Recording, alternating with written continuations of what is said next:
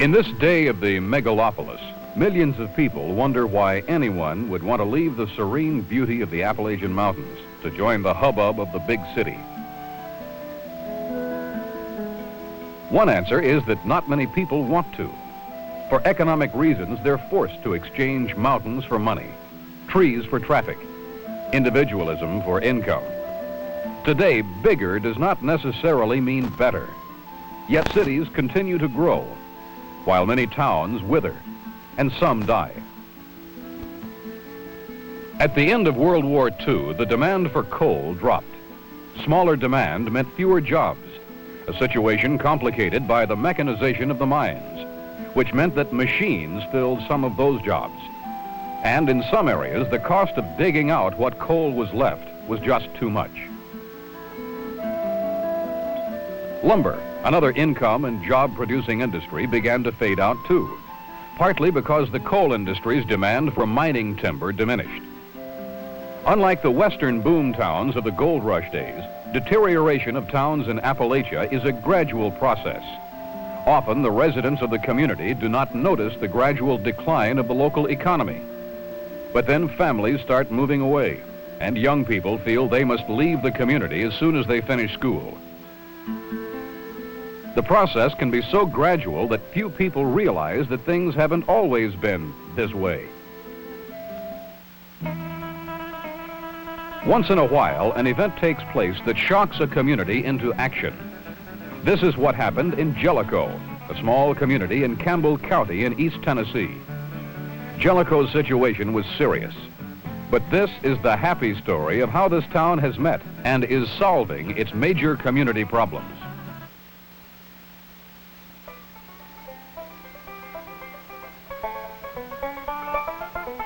Down a dusty road I traveled when my schooling days were done, bound for city sights and traffic and a factory job to come, 'cause machines could work the coal out and the timber was near gone, and the small town life had nothing for a young man on his own. If you listen to the talking of the hills as you go walking, see the autumn colors glowing and the wildflowers in the spring, walk the streets where people know you, everybody is your friend, you'll understand why I can't leave my native home again. Wasn't long till I discovered I'd been wrong to go away, 'cause I needed land beneath my feet and friends to pass the day. So back home I came to help rebuild the town I'd left behind. Now we're building homes and parks where once black coal was all you'd find. If you listen to the talking of the hills as you go walking, see the autumn colors glowing and the wildflowers in the spring, walk the streets where people know you, everybody is your friend, you'll understand why I can't leave my native home again. Oddly enough, it was an event of progress that so dramatically highlighted the plight of Jellico. For decades, a main highway artery between the north and south had carried tremendous amounts of traffic through the heart of Jellico. Highway 25W, the Dixie Highway, had brought travelers and tourists by the thousands through the main business district. Then in 1964, it happened. A portion of Interstate Highway 75 was opened around Jellico. Although I-75 would ultimately prove to be a tremendous asset to the community, at first it seemed to be just the opposite. Residents of the town were stunned when seemingly overnight, their busy-looking community was transformed into a sleepy hamlet. The psychological shock was as staggering as the financial blow. Civic leaders knew that something must be done soon. But good intentions alone were not enough. There would have to be expert assistance and advice. The opening of I-75 around Jellico traded some old problems for some new ones. Gone were the traffic jams. Gone were the noises and confusion of holiday weekend traffic. Also gone were the dollars left by tourists at local service stations, restaurants, and stores. The appearance of prosperity likewise vanished. Jobs continued to decline in coal and timber. Now, with the drastic loss of tourist dollars, retail businesses began to cut down on personnel. And so the problem got worse. Those who were out of work began moving away. Jellico's population ultimately declined 25%. More businesses failed, and the outlook was pretty bleak. People who did manage to stay and hold on knew that a lot of things needed to be done. They also realized that there wasn't enough money to go around. The existing elementary school wasn't what they wanted for their children, but how do you pay for a new one? A local physician served Jellico from his private facility, but a community hospital was badly needed. The old water plant had served long and well, but it wasn't adequate anymore. Besides, work on the nearby interstate highway had caused pollution to get into the system. Certainly every town needs plenty of good water. As far as the sewage plant, well, Jellico didn't have one. A town without a sewage treatment plant invites a lot of trouble. There had been one community improvement. In 1963, the city fathers decided that the old municipal building was no longer adequate. Construction of a new one was realized before Jellico's big push got underway in 1964. In addition to the usual services contained in a modern municipal building, such as offices and workspace for the various city departments, the city fathers of Jellico included in their plans space for a city library. Civic leaders were determined to take whatever drastic steps were necessary to improve their community. They realized, though, that they needed experienced professional help. And so early in 1964, they approached the Tennessee State Planning Office, along with several other state and federal agencies, for assistance. TSPO assigned a planner from their East Tennessee office, Mr. Lee Cribbs, to work with Jellico leaders. After evaluating the situation, TSPO assisted the community in creating and organizing the Jellico Planning Commission. This energetic local commission, along with other community leaders, invested countless hours in the kinds of analysis and decisions so necessary to reaching their goal, that of making Jellico a better place in which to live. As with any major renovation, many problems and needs faced those early planners. Among the most pressing was the need for a potable water system, large enough to serve not only the present area utilities, as well as a railroad siding. It's believed that this industrial park will be an important ingredient in improving the economy of Jellico and the Campbell County area. To assist in the upgrading of Jellico's utility system and to allow for future industrial and residential growth, the Tennessee Valley Authority has enlarged the capability of its power substation in Jellico. At 15,000 kilowatts, the capacity is now twice that of the old unit. This is more evidence that Jellico is not only growing, but is systematically planning for that growth. The Appalachian Regional Commission has been an important ally in Jellico's community improvement program, and in cooperation with the state of Tennessee, the Department of Housing and Urban Development, the Jellico Development Association, and the University of Tennessee Graduate School of Planning, ARC played a large part in an ambitious and imaginative project. What was once an unsightly strip mining operation inside Jellico's city limits is now a place of beauty, an attractive state park.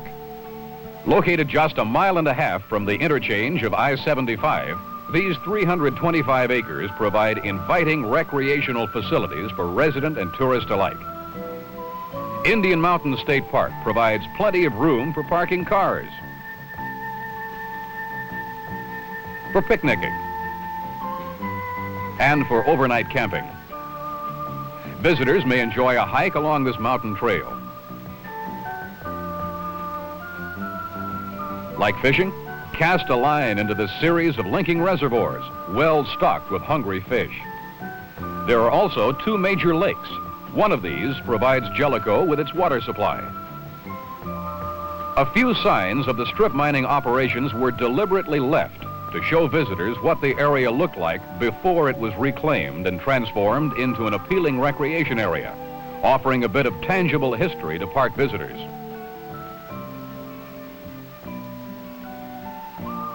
Indian Mountain State Park is destined to provide pleasure for many thousands during the coming years. The Federal Highway Administration and the Tennessee Department of Transportation combined their resources to provide the public with this rest area and welcome station.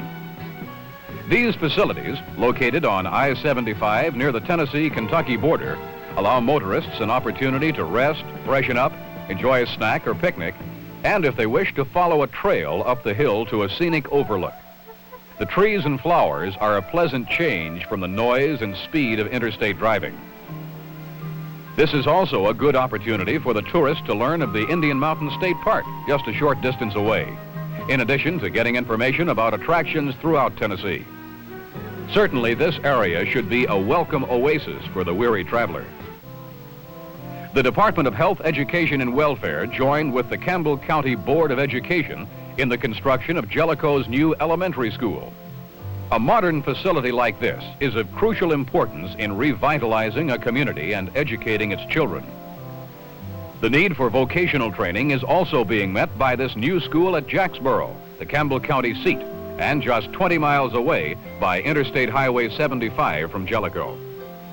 Although not new, Jellico High School is pleasantly adequate to provide the young people of the town with a good secondary education. And for those who want to attend college nearby, there are several good institutions of higher learning within easy driving distance.